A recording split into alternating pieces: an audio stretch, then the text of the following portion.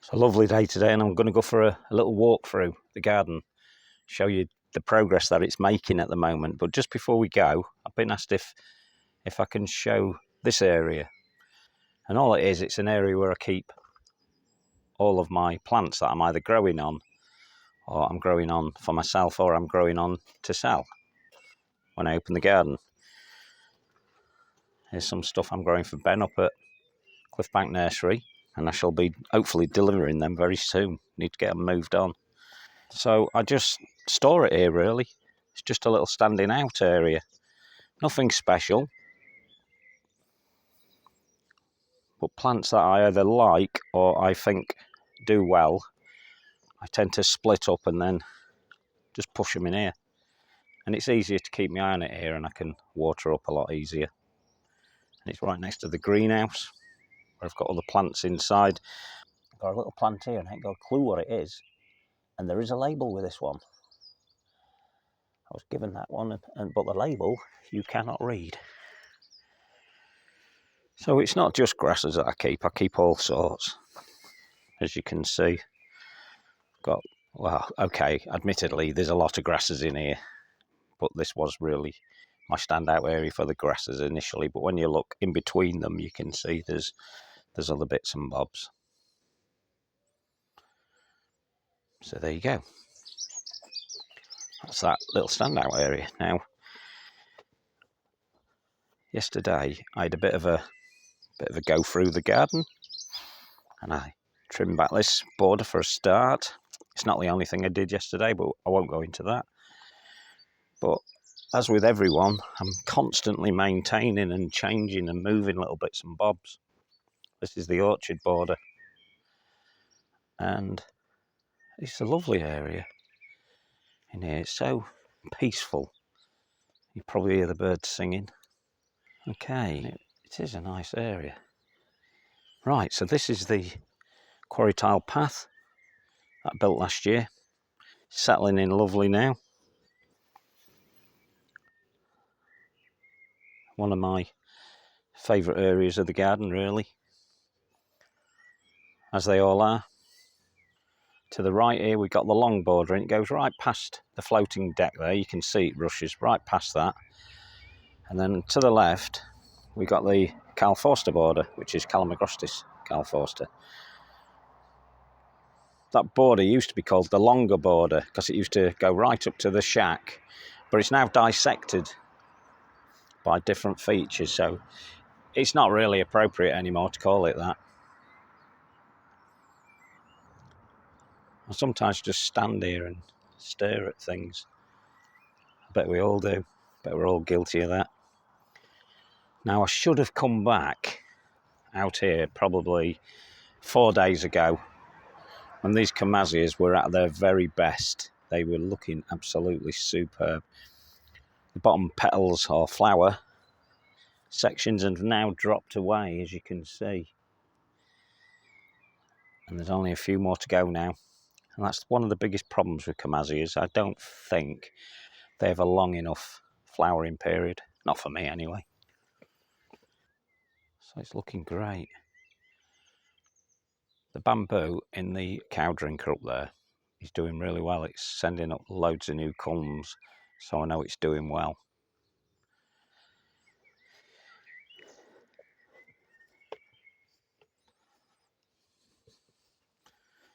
Yeah, it's all looking great.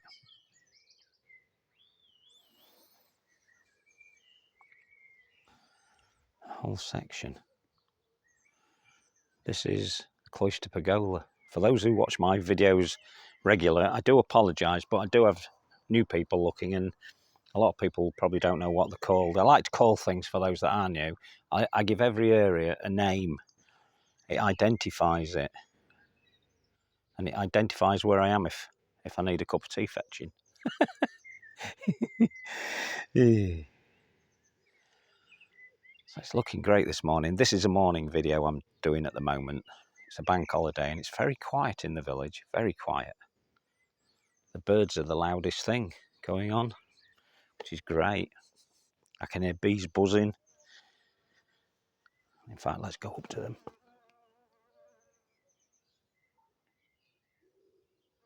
He's a very noisy bee, that one. Very noisy and studious.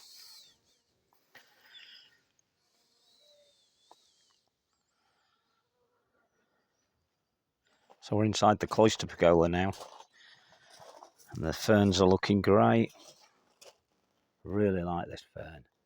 This one's called Aphrium Ghost. And then I have the wonderfully named Aphrium Dre's Dagger here. And the light's not really shining on that one to show it off better, but it's a nice one, take my word for it. Oh, that's a better shot. Then, as promised, I'm growing roses all over the place at the moment. Up this reinforcing mesh that clothes the cloister pergola. So things are growing nicely in here now. So although things are starting to mature in here, they're not mature enough. It's going to take another 5 years, I think, before this actually looks like anything of what I had in my head.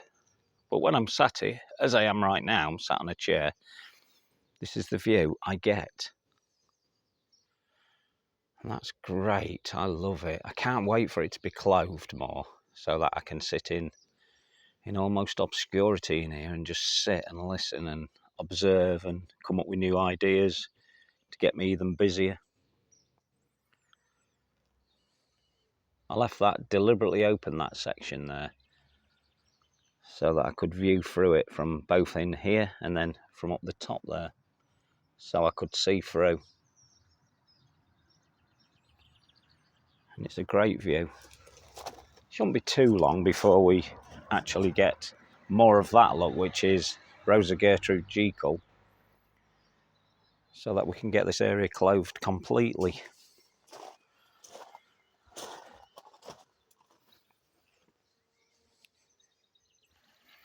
Things are coming on nice. That Cortaderia is looking good. That's Patagonia, the more blue-leafed one. It's a lot smaller than the usual ones. It's considered a dwarf type. And the flower, or the seed head, is a rusty red colour. That looks wonderful. Jim's doing okay at the back of it. That's totally tangerine.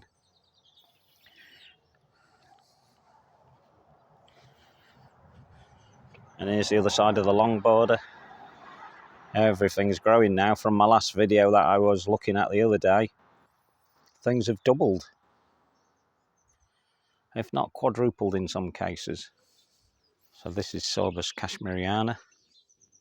I bought at an open garden about 5 years ago, if not longer.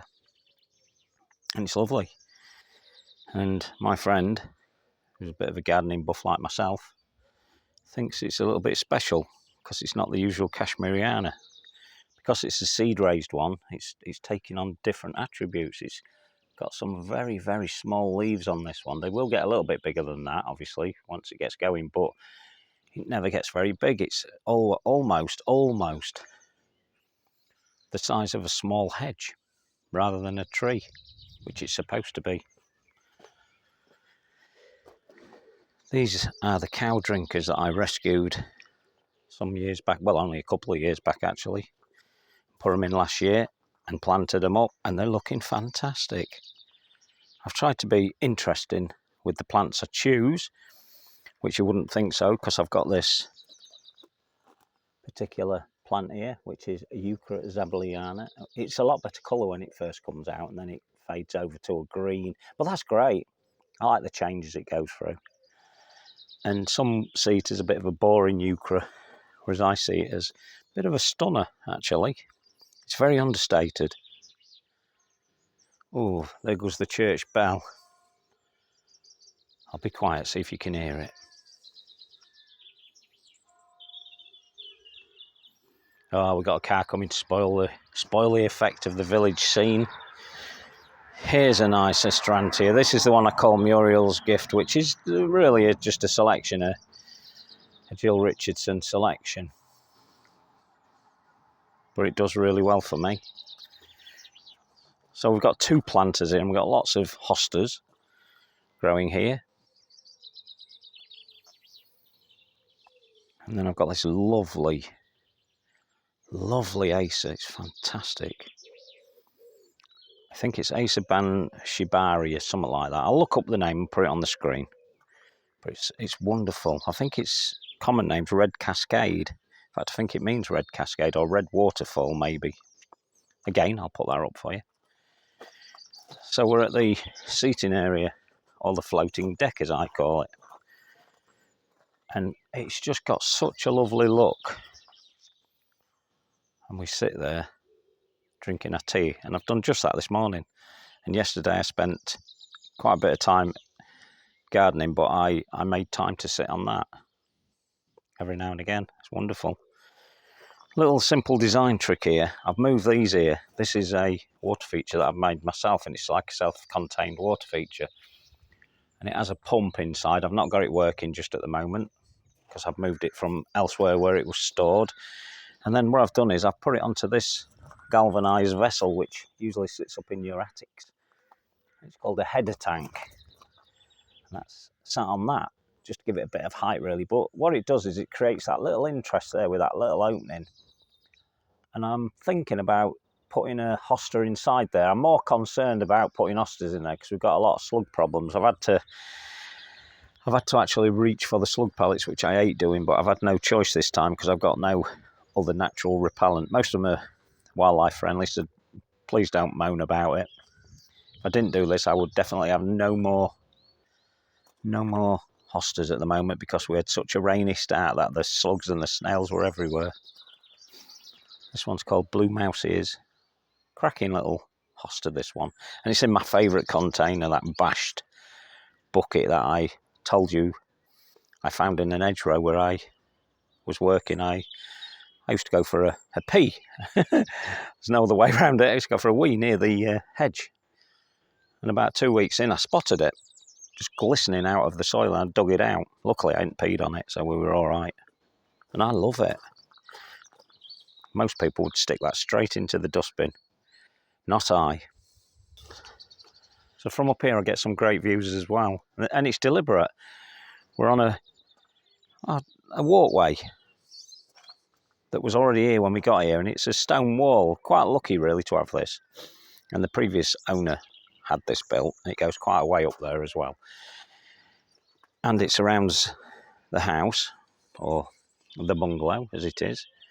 And it gives me access to look at things that's going on in the garden, so I can stand here and look at my kingdom. Get to see it.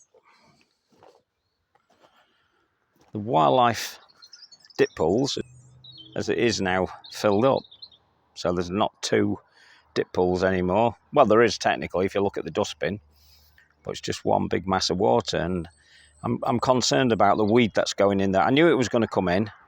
I had no doubt that would not stay fresh forever, but as it is a wildlife dip pool, I'm considering just removing some of it and maintaining it for the wildlife as it was intended. But we need to keep that water from stagnating, or that won't be good for nothing, including wildlife. This is one corner of the bungalow, and this is what I call the gravel area. Basically a gravel garden. And this has been a very successful build. I think we'll take a walk up this way first so we don't miss too much. I was working in this border yesterday. There's nothing more satisfying than dragging a cultivator through and breaking the soil up, which you must do, by the way. You must get in there regular, break that soil up, because all plants need an ingress of air and water to make them a successful border. Not just water, they do need the air to get down there into the roots to a degree. Then you end up with a very healthy looking perennial border like this one. Plants of note in here, what can we say? Well, it goes without saying that Cecilia nitida looks great. I've now got more of those. I've split another plant up that I bought cheap. It wasn't listed or named, but I recognised it straight away in winter and bought it. And I've now got 6 other little splits from that. So I shall start putting them around the garden. That's Cirsium rivulare achipurpureum is another plant of note, starting to come up now. It's only very small at the moment. Let's get closer to it for you. Hope I don't fall off the wall. But it will get a lot higher than that. It's not there yet. I reckon it'll make another 2 foot and it'll continue to flower for absolutely ages. And it is a beauty.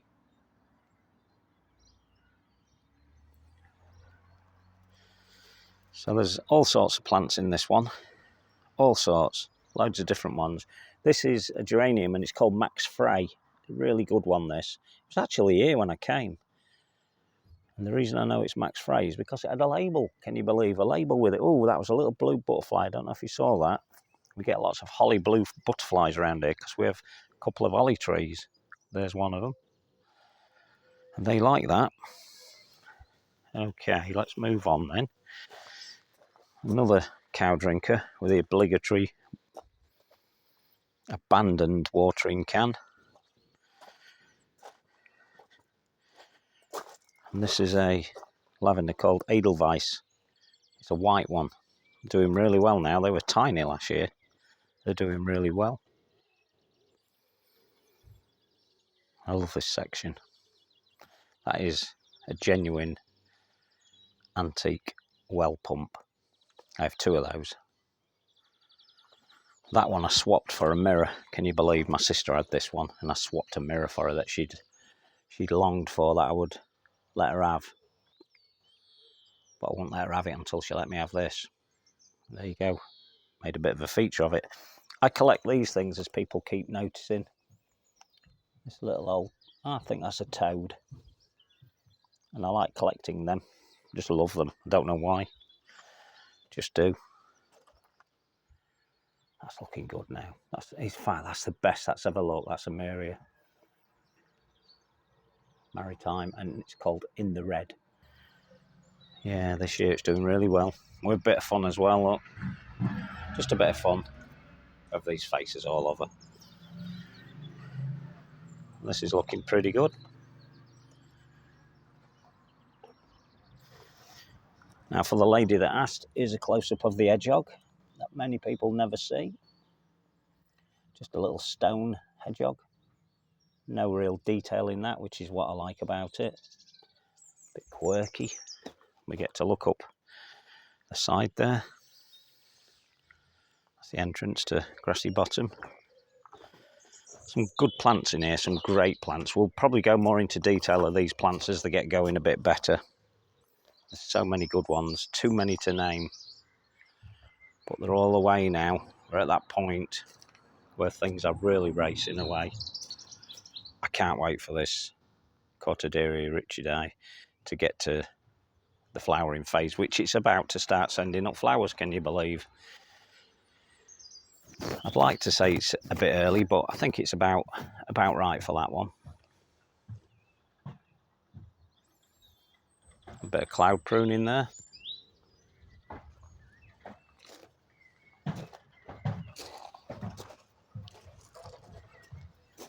This is the half shady border. I'm going to start calling it the half shady border because it is really.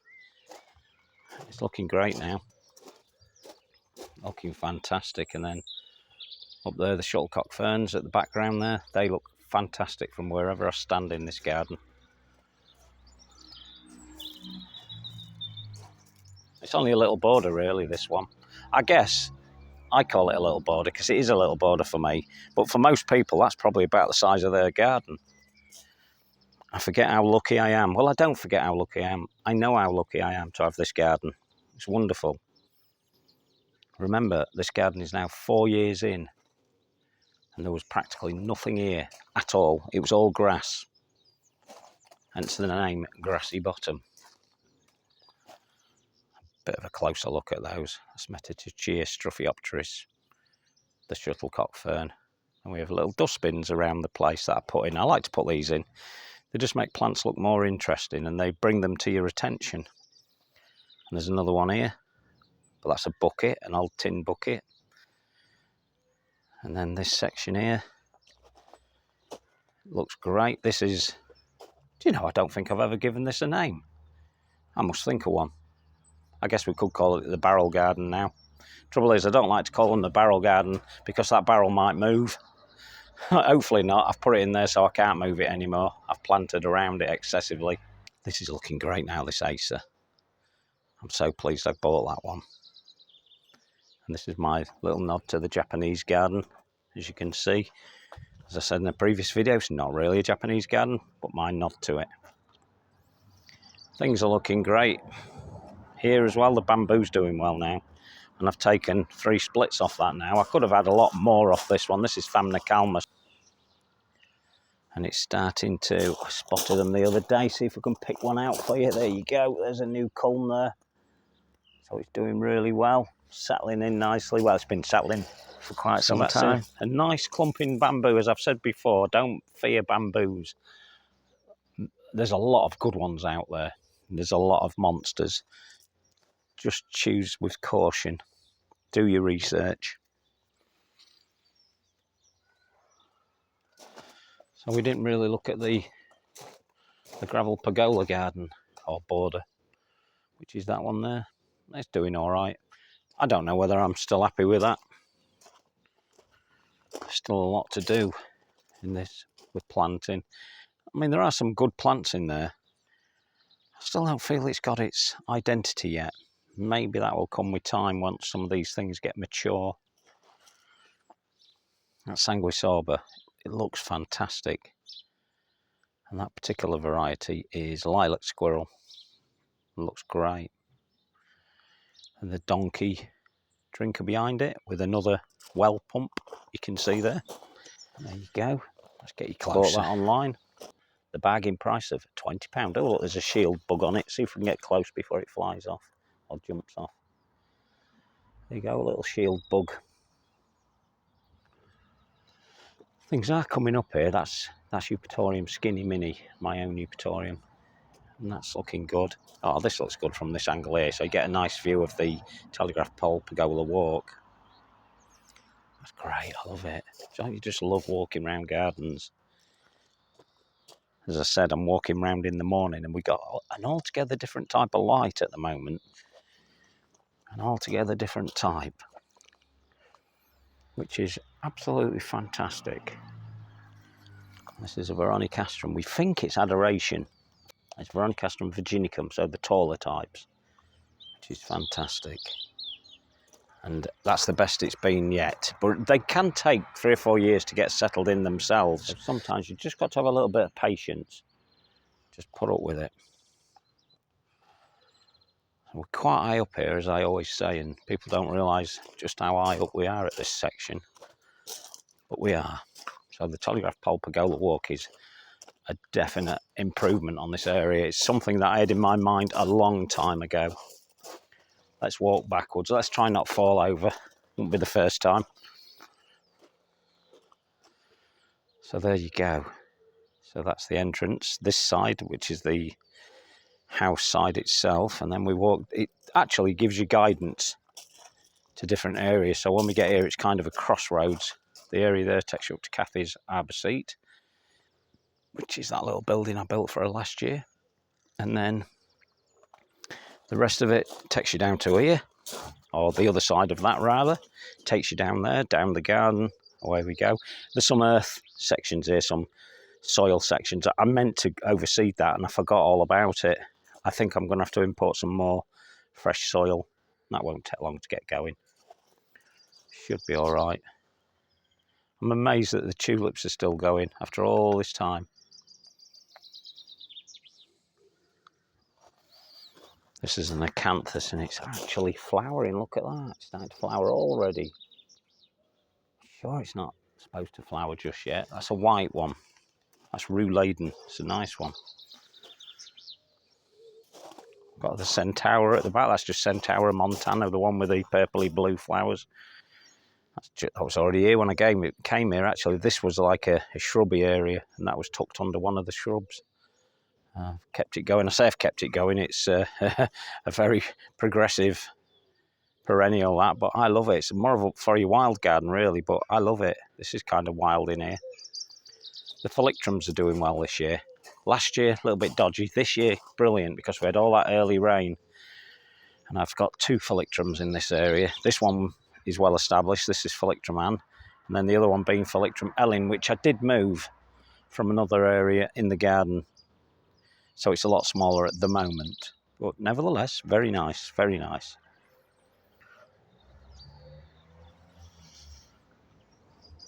This is Anthemus Cuppaniana. Lovely little Anthemus. Would prefer a gravel area, I think, and I'm still contemplating moving it up to the gravel area. So this is looking nice. Looks great. That gate's working for its intended purpose, which was to make sure people couldn't really see in there. The noise you can hear behind me is a chaffinch singing its song. I'll try and show you it before it flies off. It's on the top of the weather vane. There it goes. What a lovely sound to be greeted with around the garden. This is why gardens are fantastic. You get the unexpected. You get things talking to you that you'd never probably seen before.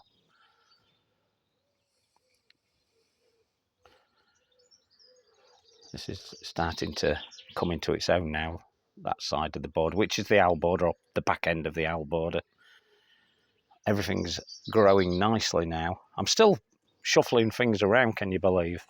I do it all the time. I moved at least 4 plants yesterday, not in this area, but in other areas that just weren't appropriate, and never fear doing it. It's a good time to be moving it, but take a big clod at this time of year if you can. If you're digging up a perennial, get as big a clod as you can and pre-prepare the hole so you can dunk it straight in, and then just give it about 2 gallons of water straight away. Don't think you can get away without doing that. You can't. So this is the nook, as you know. I love this bit. And the ferns are doing well now. There we go. They're starting now. They're going to be double that before they're finished. They're still fresh out. There's another one there. And then we've got the ladders still sat there. Look. No wonder I can never find them. This is looking great. I tend to keep these. These is to the left there. That's cow parsley, what we call cow parsley, or I call cow parsley. And when I was a kid, we called it mother's dye. And I find them around the garden. I leave them. And then behind it, that pugnacious weed, sticky willy, I think some people call it. I ate it, but that will be pulled. Whereas the Anthriscus sylvestris there will not. It will remain. This needs a little bit of control now. I need to cut back some of those flowers to get them away from this Viburnum. Look, it's flowering now. That looks great. I'm pleased I've come down today because that's not going to last very much longer, that. I can't wait till that gets bigger. It's going to look stunning. So we'll take a walk through the gate. We'll just take a little shot that way while we're at it. Let's get the camera up, see if we can get a better shot for you. It's wonderful. I love it. I do. I love it. All right, geek. I love it. Most people won't have made it this far in the video. They will have abandoned it. So for the people that have carried on, you're going to get to see some more wonderful things in a minute. People give up so easily, and I know a lot of you flick away through these videos. You fast forward, don't you? I know you do. Do you know how I know? Because YouTube tells me. So I know some of you do, and I appreciate that. I do get a bit boring. I do go in length, but sometimes I like to have a longer video for people to see. It's more interesting. And I like to talk about the garden and how it came about, etc., etc. The more I talk, the more I get better views of things like that there. I'm trying to see that. I've got a bit of sun on the screen at the minute. I can't really see if I can. Oh, there it is, the allium. I'm looking at the allium at the minute. What a wonderful plant, even at this phase. In fact, I think I prefer it at this phase. So that'll be coming out anytime soon. It's working well with that. Now, the one thing that, okay, I said this was the ideal location for it, is this, the honey spurge, as it's commonly called, and it's flowering. And when it does flower, you'll get a scent of honey, which is why it's called the honey spurge. But this is a cross one. This is a euphorbia called Euphorbia cross pasteuri, and I said this would be the best place for it.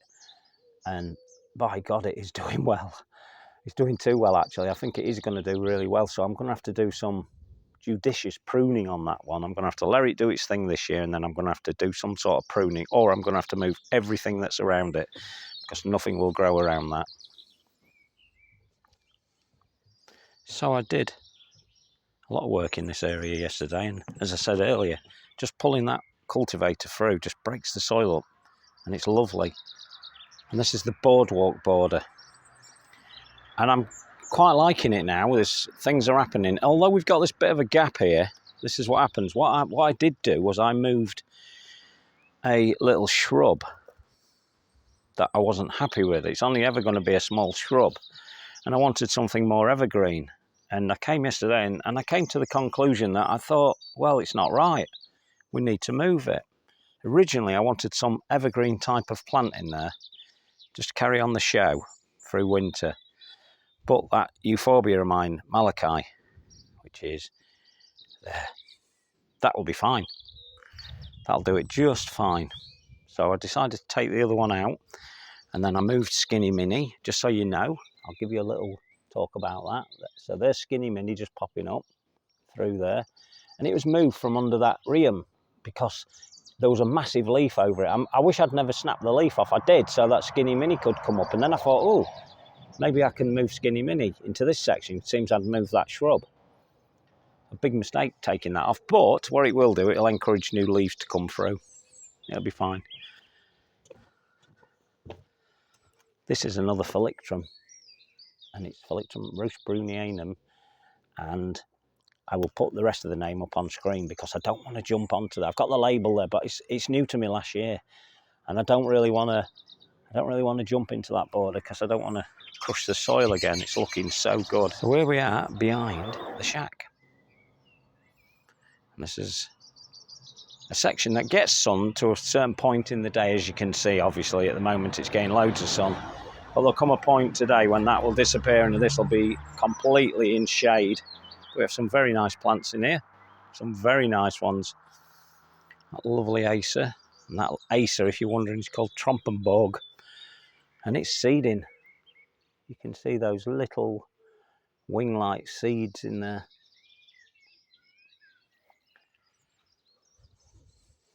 Things are doing well here. That fern there, that was terrible last year. It was like it never existed. It's terrible, but this year, because it's had a good start, it's away, but it is now settled in. So 3 years in, it's settled in. And as I said earlier, sometimes that's what it takes.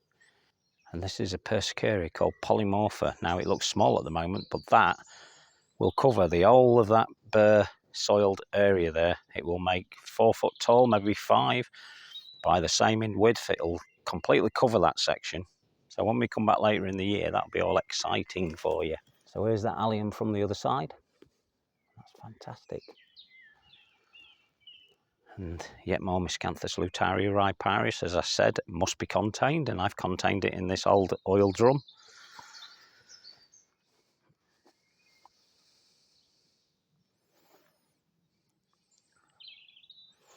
That's looking good now. That was a gift that I thought had died. Didn't appear at all till the back end of last year, and then suddenly, boop, up it come. And there it is, it's massive. It's great. That's a Persicaria bistota there.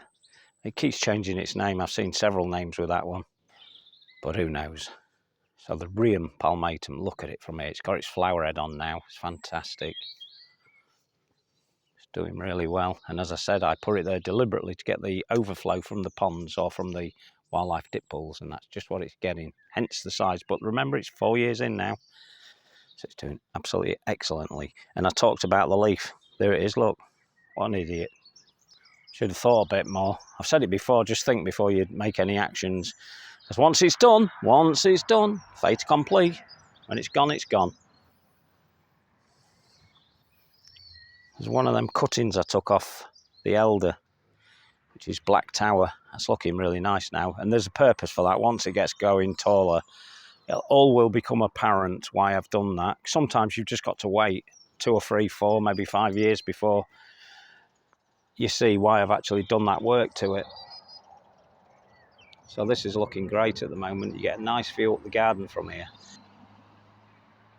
And I say this all the time, it does not do it any justice through the camera lens.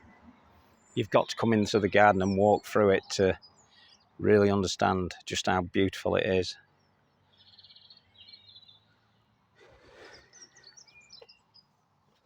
So we're back down to the cloister pergola, where I think we ought to really call it a day at that, because we've created quite a long video. But look at that view there. I just love that view. Absolutely love it. A lot still to come on. A lot still coming up. Still fairly early. We're coming up to summer now. So some of my plants will go absolutely mad once summer kicks in. They will really go for it. Especially some of the grasses. They will do really, really well indeed. So I'll call that a day at that. Hope you've enjoyed that little wander around on this lovely sunny day. I'll talk to you on the next one. Ta-da.